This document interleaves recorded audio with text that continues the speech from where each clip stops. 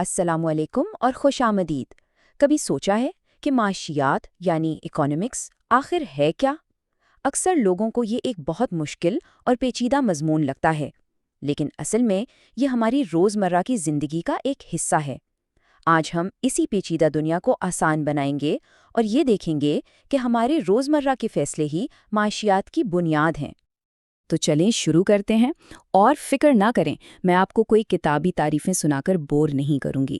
ہم ایک بہت ہی عام سی مثال سے بات شروع کریں گے، ایک ایسی صورتحال سے جس کا سامنا ہم سب کو ہوتا ہے۔ ذرا سوچیں، آپ کے پاس صرف 200 روپے ہے۔ اب آپ کیا کریں گے؟ ایک کتاب خریدیں گے جو آپ کو بہت پسند ہے، یا شاید کچھ نئے کپڑے، یا پھر یہ رقم کسی کی مدد کے لیے عطیہ کر دیں گے؟ مسئلہ یہ ہے کہ آپ یہ سب کچھ ایک ساتھ نہیں کر سکتے۔ آپ کو ان میں سے کوئی ایک چیز چننی ہوگی، اور بس یہیں سے معاشیات کا کھیل شروع ہوتا ہے۔ اور یہی معاشیات کی سب سے بڑی، سب سے بنیادی سچائی ہے کہ ہم سب کچھ حاصل نہیں کر سکتے۔ ہماری خواہشیں تو بہت ہیں، لا تعداد، لیکن ان کو پورا کرنے کے لیے جو وسائل ہیں، جیسے پیسہ یا وقت، وہ محدود ہیں۔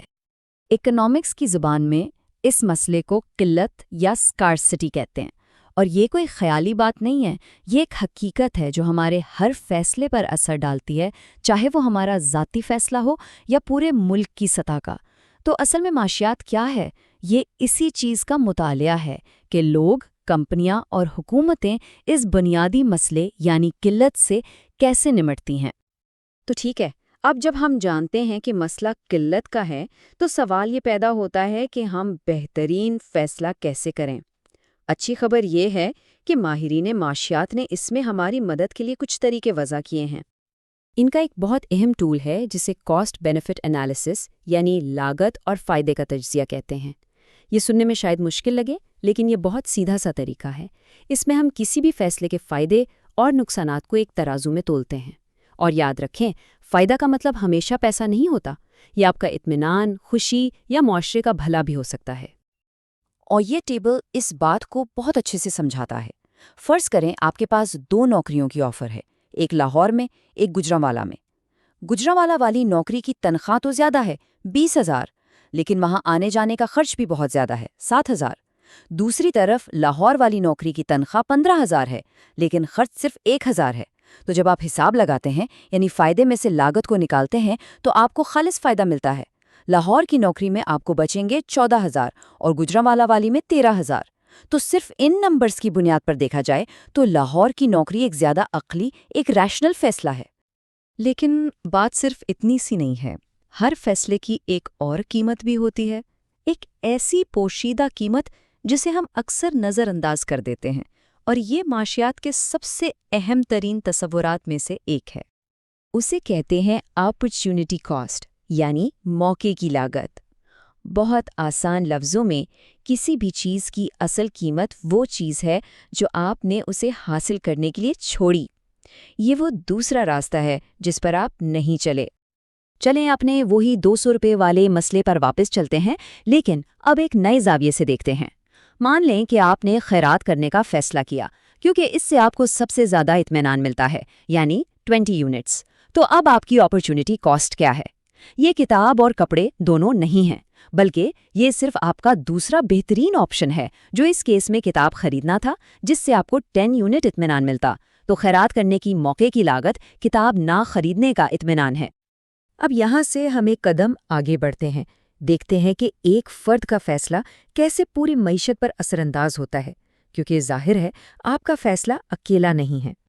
ہر بار جب کوئی شخص کچھ خریدنے یا بیچنے کا فیصلہ کرتا ہے تو وہ ایک بہت بڑے سسٹم کا حصہ بن جاتا ہے۔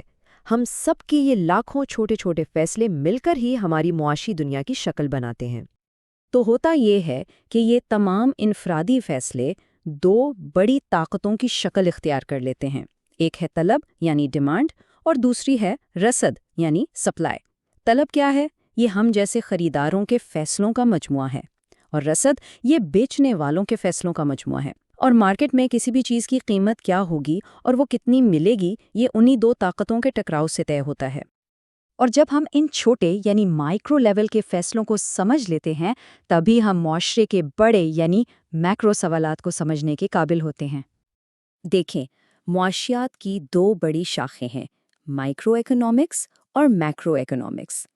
مائکرو، جیسا کہ نام سے ظاہر ہے، چھوٹے پیمانے پر دیکھتی ہے، یعنی ایک فرد، ایک خاندان یا ایک کمپنی کے فیصلے، جیسے آپ کے 200 روپے کا فیصلہ۔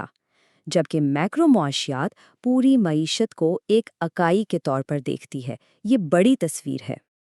اور میکرو معاشیات ہی ان بڑے پیچیدہ سوالات سے ڈیل کرتی ہے جو ہم سب کو متاثر کرتے ہیں، جیسے بے روزگاری کیوں ہوتی ہے، چیزیں مہنگی کیوں ہو جاتی ہیں جسے ہم انفراط زر یا انفلیشن کہتے ہیں، ایک ملک کیسے ترقی کرتا ہے، اور ان سب میں حکومت کا کیا کردار ہونا چاہیے۔ تو ان سب باتوں کا خلاصہ یہ ہے کہ معاشیات ہمیں دنیا کو دیکھنے کا ایک بالکل نیا اور بہت طاقتور لینس فراہم کرتی ہے۔ یہ ہمیں سکھاتی ہے کہ زندگی میں ہر چیز ایک انتخاب ہے، اور ہر انتخاب کی کوئی نہ کوئی قیمت ضرور ہوتی ہے۔ معاشیات کی دنیا میں ایک بہت مشہور کہاوت ہے، "There is no such thing as a free lunch"، یعنی مفت میں کچھ نہیں ملتا۔ اس کا مطلب یہ نہیں کہ کوئی آپ کو کھانا نہیں کھلا سکتا، اس کا مطلب یہ ہے کہ ہر چیز کی ایک موقع کی لاگت ہوتی ہے۔ اگر کوئی آپ کو مفت میں لنچ کروا بھی رہا ہے تو بھی آپ کا وقت تو لگ رہا ہے نا، وہ وقت جو آپ کہیں اور استعمال کر سکتے تھے۔ تو قیمت ہمیشہ پیسے کی شکل میں نہیں ہوتی۔ تو اس گفتگو کے آخر میں آپ کے لیے ایک سوال چھوڑے جا رہی ہوں۔ اگلی بار جب آپ کوئی بھی فیصلہ کریں، چاہے وہ کتنا ہی چھوٹا کیوں نہ ہو، ایک لمحے کے لیے رک کر خود سے پوچھیں، اس کی اصل قیمت کیا ہے؟ میں اسے پانے کے لیے کیا چھوڑ رہا ہوں؟ یہی سوچ، یہی سوال معاشیات کی اصل روح ہے۔ ہمارے ساتھ رہنے کا شکریہ۔